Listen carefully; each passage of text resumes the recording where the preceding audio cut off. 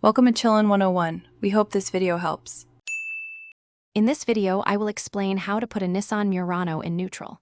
This is a crucial skill, especially if your vehicle's battery is dead or you need to move it without power.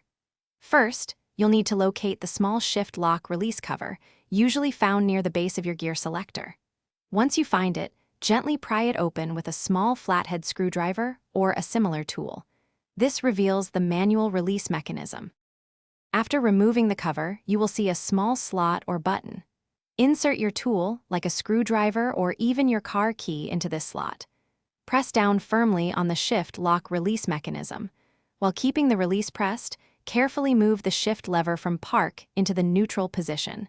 You should feel a distinct click as it engages. This bypasses the electronic lock. Once you've shifted into neutral, it's important to confirm it.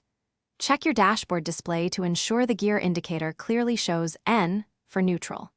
Before releasing the foot brake, make sure your Murano is on a level surface to prevent unexpected rolling.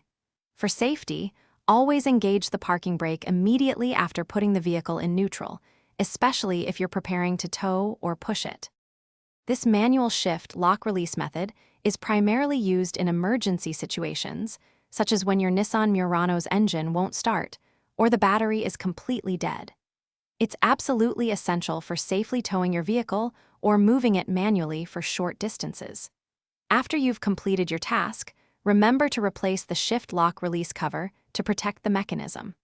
Always prioritize safety when working with your vehicle. Thanks for watching. Consider subscribing if we helped you.